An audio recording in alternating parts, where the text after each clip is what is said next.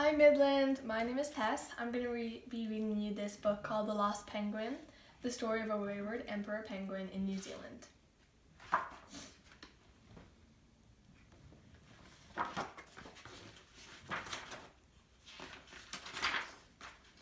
Oh no, this is not Antarctica. And so began my journey in a strange land with yellow snow.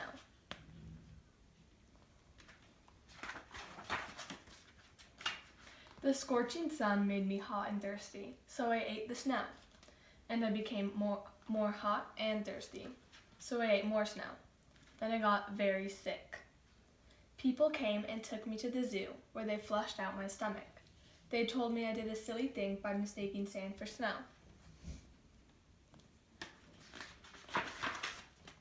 They gave me my own cold room and brought me fresh ice to sit on every day. But everyone else liked their room warm, so I was all by myself. I knew that I had to get back to Antarctica. But how could I make the long swim home when I was so thin and weak? When they tried to feed me, I was not used to having dead fish pushed down my mouth and always put up a struggle. One person had to wrap me in a blanket, another had to keep my beak open, and the third had to push the fish into my mouth. But slowly and steadily, I began to put on weight.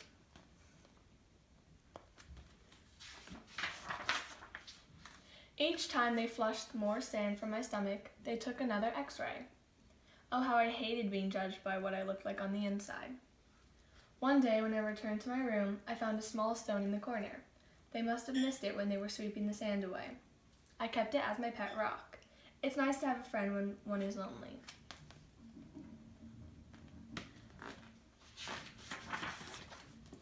Some days, I was rather proud of my art in the ice.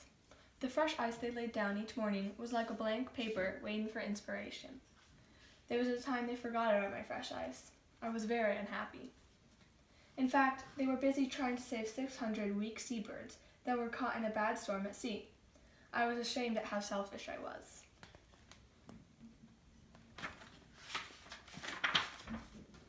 Once it became so cold that they let me outside to swim in the saltwater pool. I had been stuck inside my room for a whole month with nothing to do. Thanks to the microchip they put inside me, whenever I burped, I picked up a little radio.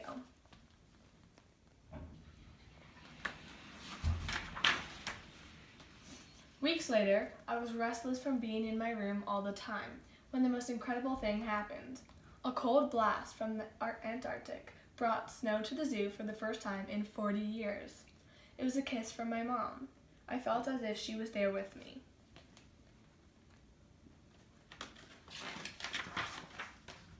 Snow angels. The lady that broke up the ice for me would sometimes wear a black jacket and white shirt. The way she kicked and stomped looked like a giant penguin tap dancing.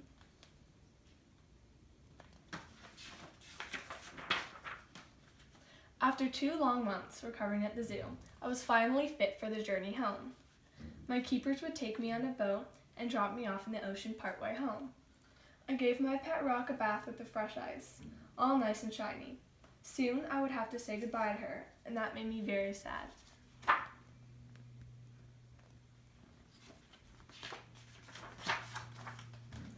A man glued a tracker on my bum. I was told that lots of people from all over the world were following my recovery at the zoo and wanted to know where I was going. Why did they want to follow a lost penguin? People are weird. I was glad that his finger did not become stuck. It would have been very hard to swim home with him glued to my feathery bum.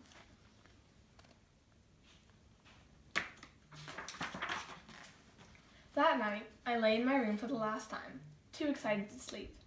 So much had happened since I first waddled onto that sandy beach more than 2 months earlier. I was overcome with emotion, and I would have cried, but my bum was blinking.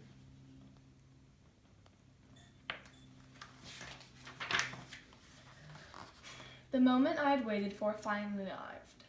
Soon I was flying over the water like a seabird.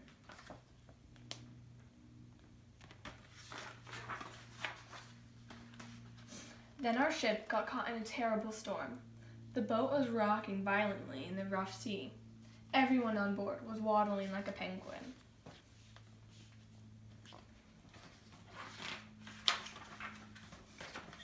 The big storm passed eventually, and the water was calm once more, but it was time to leave the boat. But first, after 6 days on the boat, my journey in the strangest of places had come to an end. I entered the Southern Ocean, vast and deep, and headed for Antarctica.